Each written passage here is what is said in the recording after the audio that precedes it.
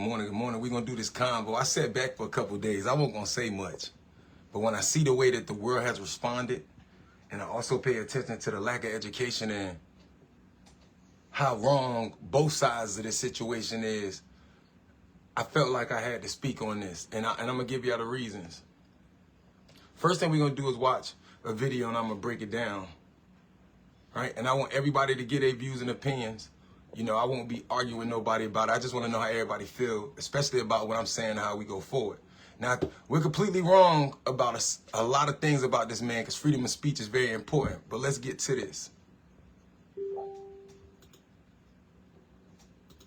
Doing? Charlie, my guy, what's up? Oh, can you hear me? Oh, my bad. I'm sorry. What's up, Charlie?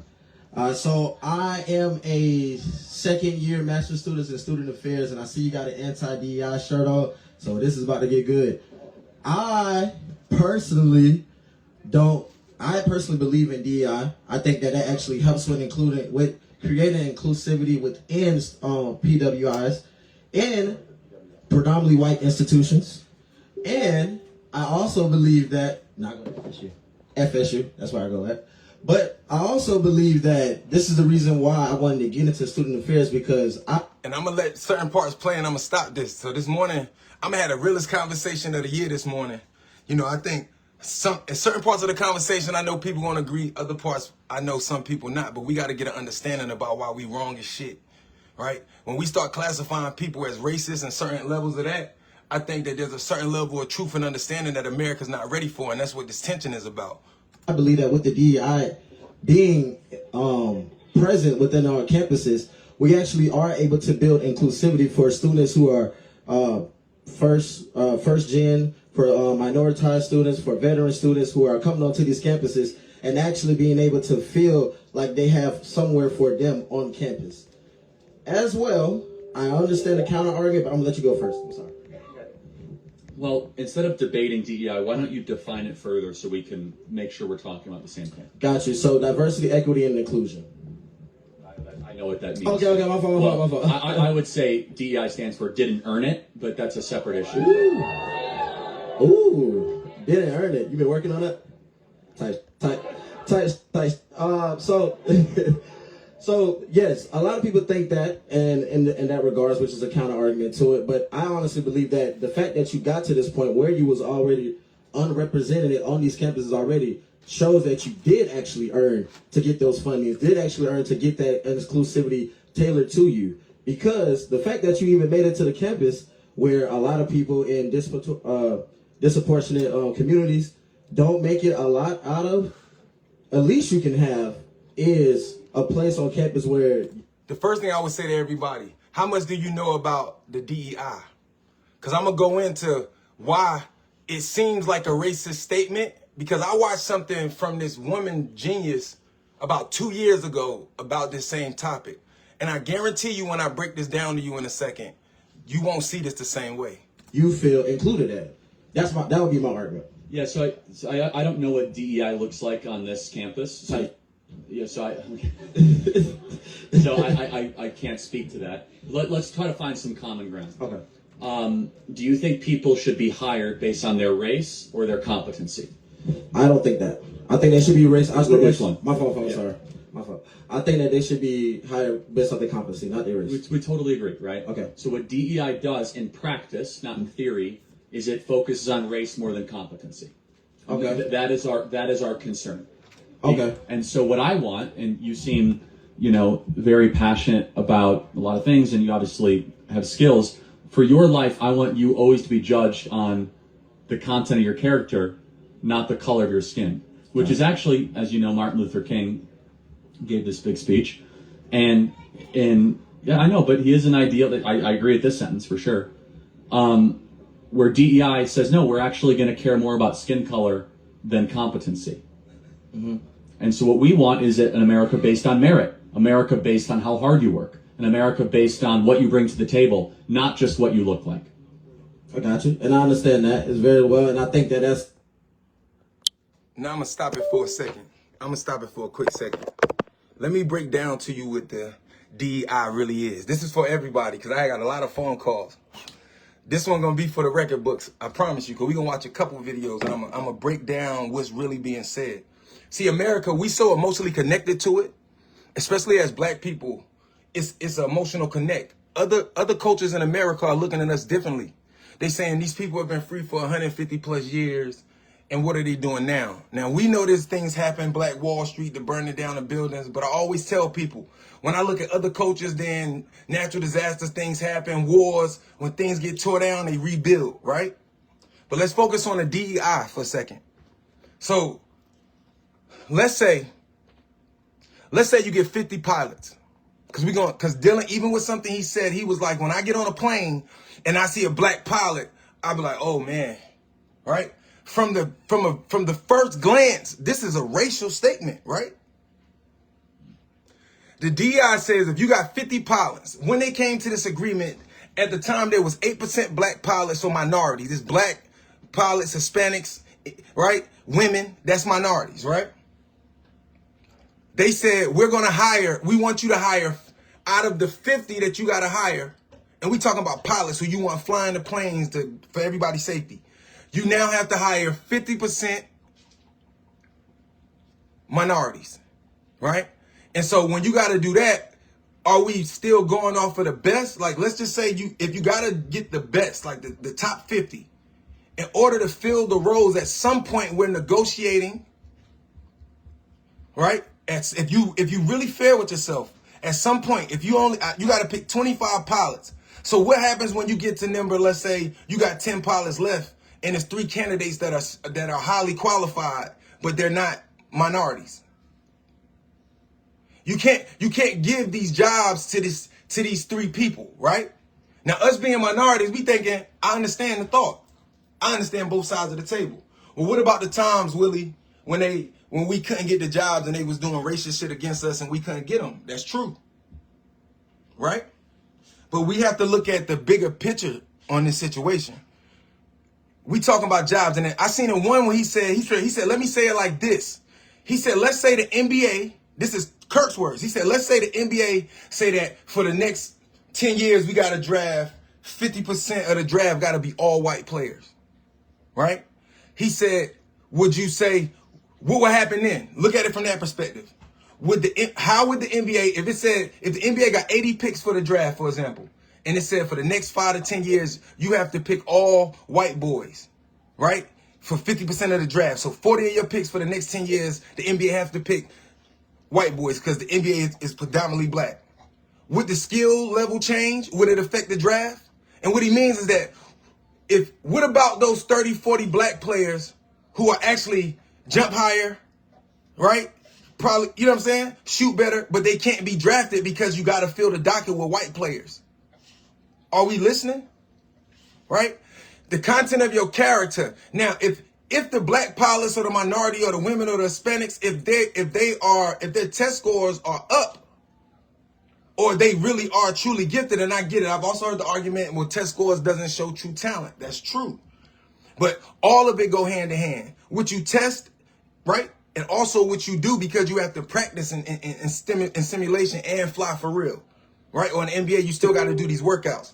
There's no way to hire 50% more white boys in the NBA without changing the game, without denying a bunch of players for 10 years access. That's what they're talking about.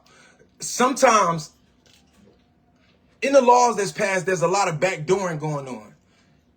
For one, he's having a conversation. He makes a lot of little faces in the conversation, right? But does it make him a racist? He showed the kid respect. Another thing I noticed watching Kirk, and we're going to see this. Most of the kids, these are college kids, very impressionable. Most of these kids, when he asked them deep questions, none of the kids are able to truly articulate themselves properly to challenge him. So that's why I got a homeboy that said, man, he on college campuses, but this is the future. So let's connect this back to history. In Europe, the Christian movement came later. It was with a pope, but this pope, he wasn't a pope at first. He was a college teacher. I don't want to say his name because I don't want to get it wrong.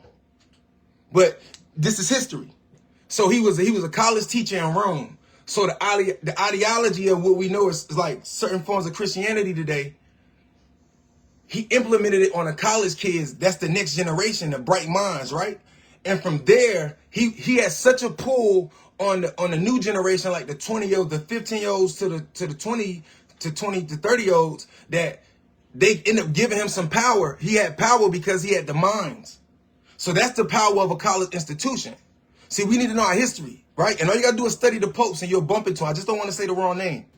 But he was a teacher. And so he had the influence and political influence over all of the kids in like Rome. And that's how he got into at first they just gave him a piece into you know what I'm saying? He was just appointed in a high regard. But then in the next election, basically he took over because he was so powerful. So understanding why going to a college campus is so important. Racist? No. Freedom of speech, right? People say, man, how can they compare him to Martin Luther King? You're not listening. To the people that support him, that's what he is, right? If we're looking at it from a personal lens, and I struggle to our people, we see Martin Luther King, Malcolm X as revolutionaries to our cause.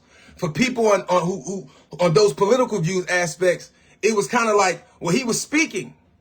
He wasn't saying go to the street and kill people. You know what I'm saying? A lot of people are not ready for these conversations. That's why we're going to go through a couple of these videos. Let's go back for a second. It's a profound position to have with it. And, No, you're good. Yeah. and I know you got to go. So, No, you're good. Keep going. Okay. So my last thing is, and I'll make it short because we aren't going to agree on that, but agree on the whole anti-DEI act movement. But I will say that Drake or Kendrick Lamar, who won?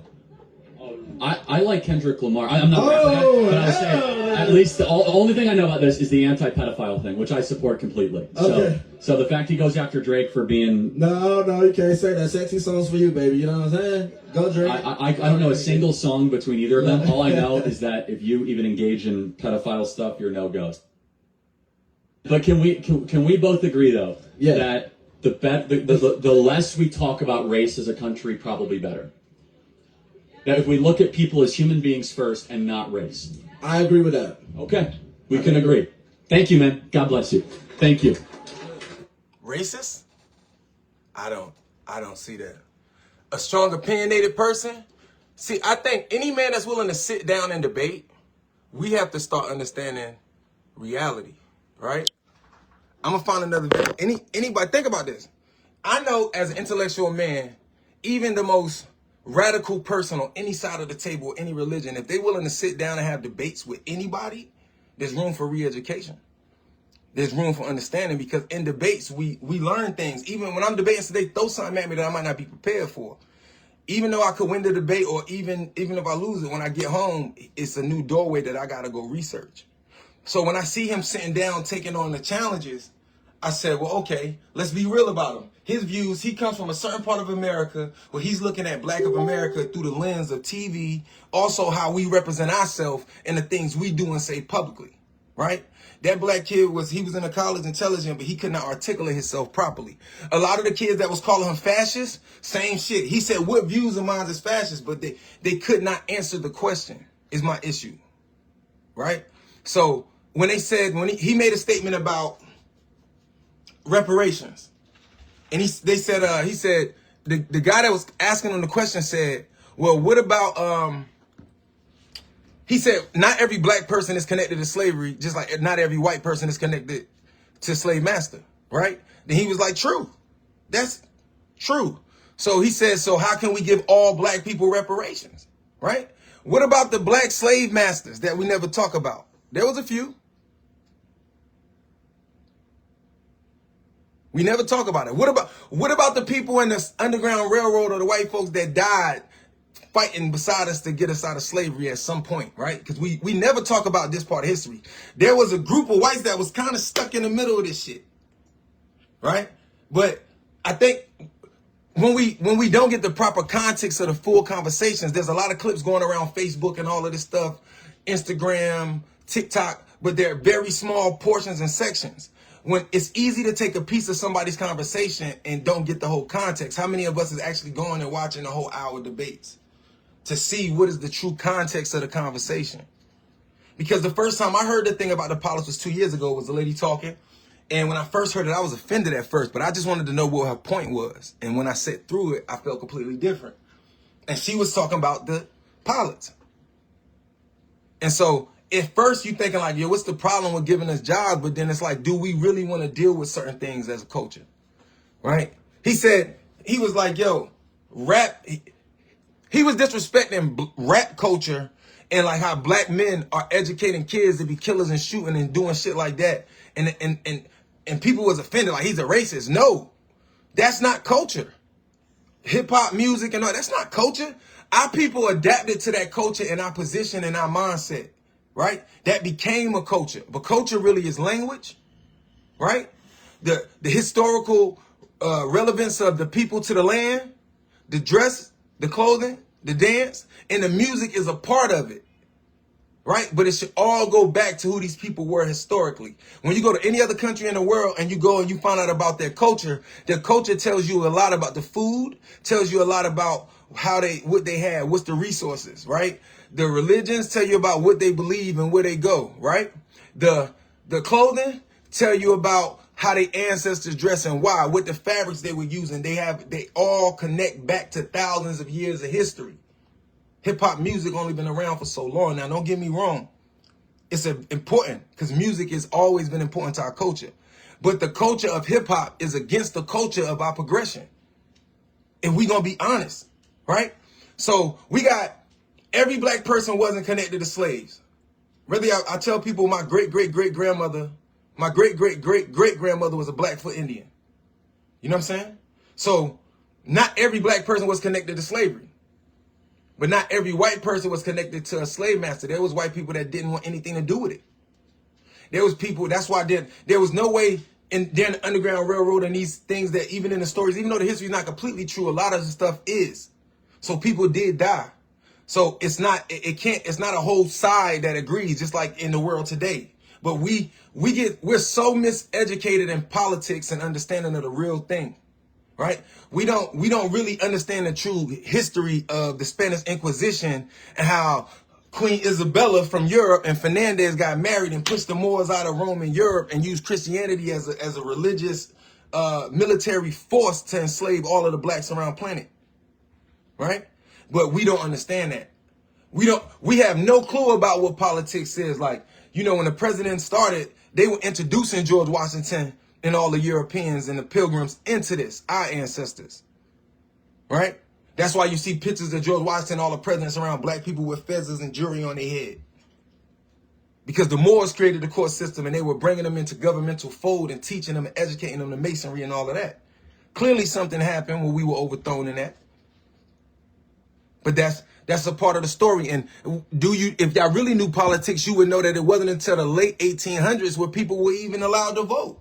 The presidency had nothing to do with the common person. It was none of our business.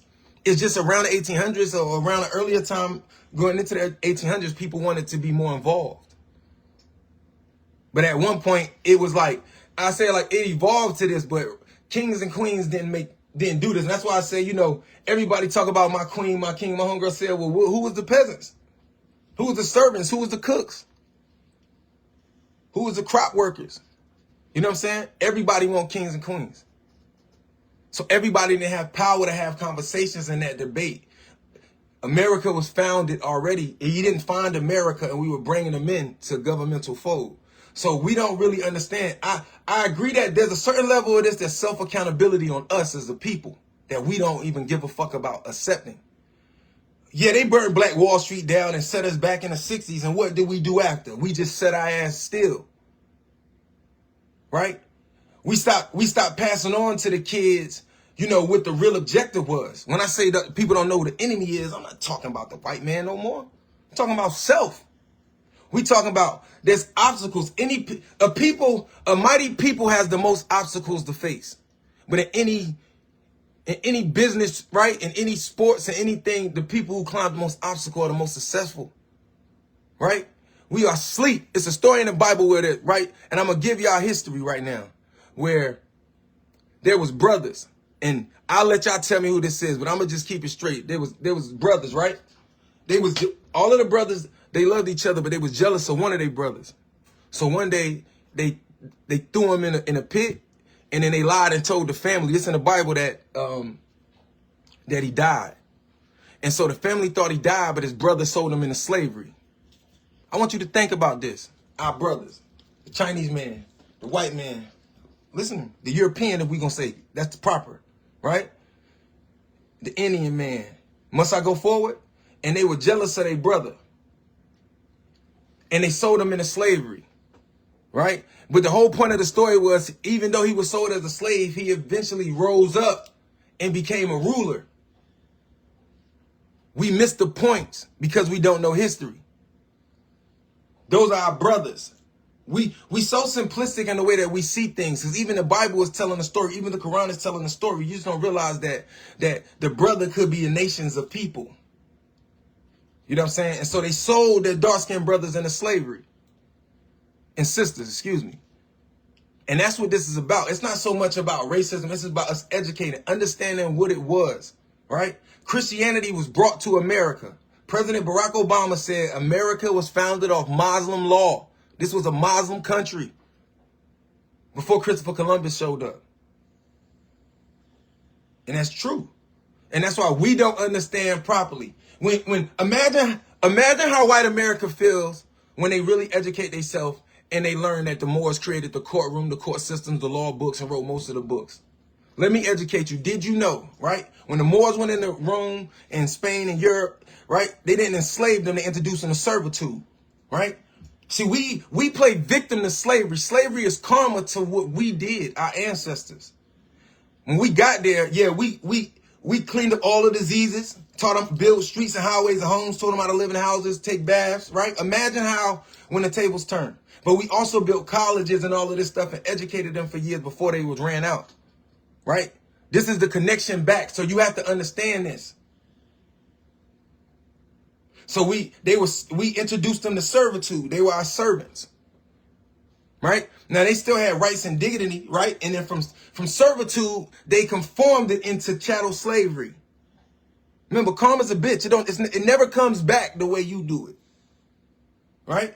We did conquer. We did help them. But at the same time, I tell people, if you want to know what our ancestors was acting like when we was in power at this time and how we felt, look at them and their arrogance on TV when they say certain things, and right?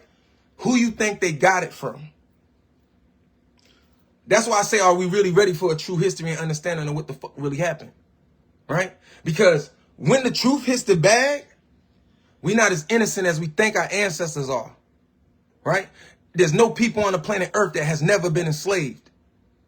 All people on planet Earth have been enslaved. Of course, we got the worst form. But why do you think when they enslaved the Africans, the blacks, the Moors, right? Or all of the dark-skinned civilizations, why do you think the other races just said,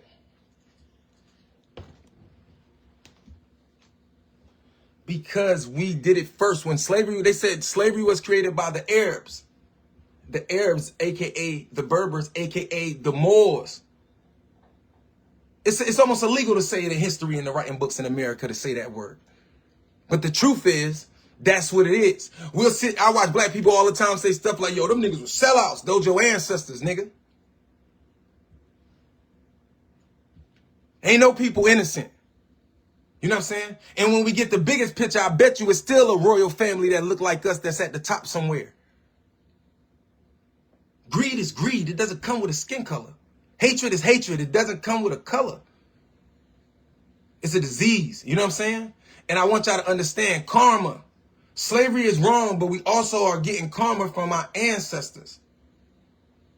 What we did, things right. We were great people, but to accomplish so much great, how do you think we figured so much shit out? How do you think we came, the reason why we became, let me say it like this. How do you think we learned how to grow and irrigate rivers? Because we fucked the land up in Africa. We fucked the land up in certain places. And we see what deserts are. Right? And from fucking the land up, we learn how to master it. Right? Remember, failure is the mother of success. From our failures, we became masters. And I watch people around the world every day scared to fail.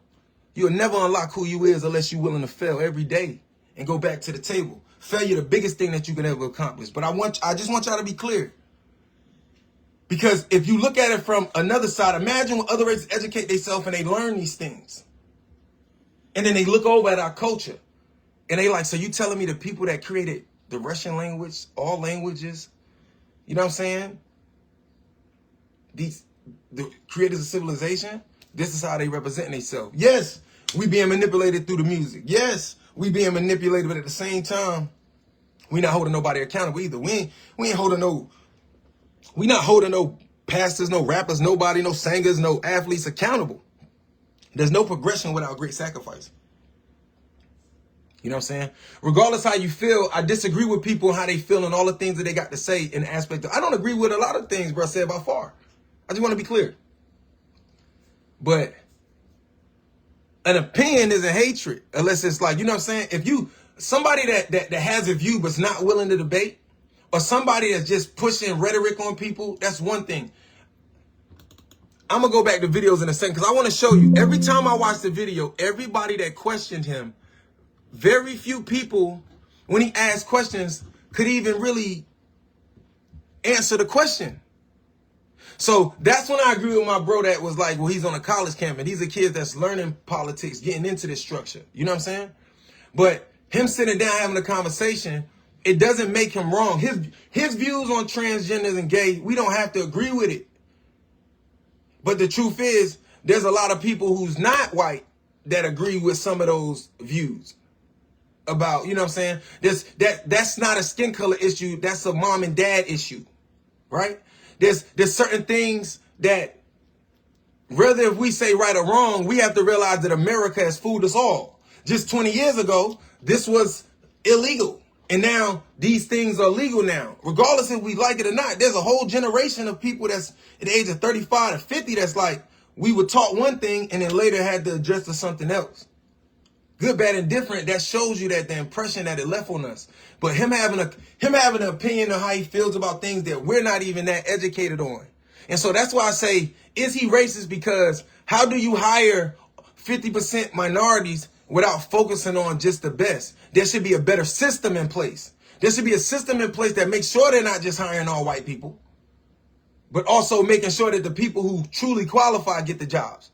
They should be sitting there working on getting the best candidates out of the minorities into the jobs. And if there's more minorities, then that's fine. But not just hiring straight. But see, that, and let me say this, in that field, it shouldn't be. If we just talking about regular jobs, IBM jobs, if we just talking about regular jobs, yes. But in jobs that dictate people's safety, like flying, jobs that's about the mind and a better skill set, it should go off skill. It should go off experience. It should go off those things, not just that, because people's lives is in the hand of them. So yes, all of the pilots are pilots and all of them are good pilots, but don't you want the best pilots? Right? And even when he made the point about the NBA and bringing all white players in the NBA with 50% all the drafts, the guy was like, no, it won't be. Yes, it would be. And I think it's sad of that. And that's why when he made his point about reparations, everybody got in his feelings and kept calling bro a racist. But my question is this. Do you know that we got reparations at one time? And then when the next president came in, he gave the land back to the plantation masters right after they got it. Right, 4 years later. And then he told them to treat them better. And that's why we had slavery, and there was a system in the middle of slavery, and then there was the system we know today with employee and employer. And they never talk about that mid system, right? But that's the reality. If everybody can't get it because every dark-skinned person wasn't a slave, right?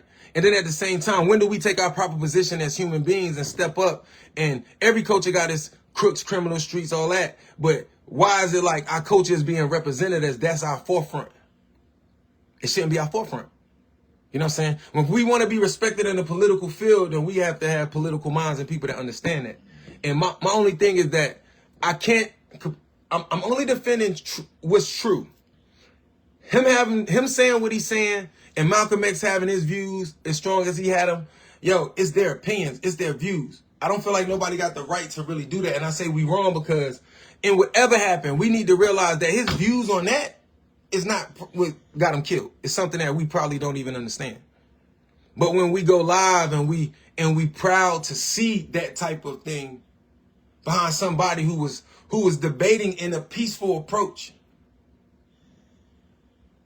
It's dangerous. You know what I'm saying? It makes the people with minds and the people who are somebody feel like they can't have an opinion. You know what I'm saying? So it's dangerous. It's like, what's the difference in me coming live all these years, all these mornings, having an opinion?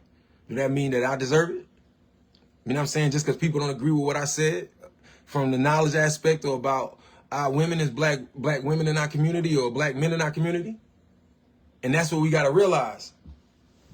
And I ain't going to hold y'all all morning, but y'all let me know how y'all feel about it.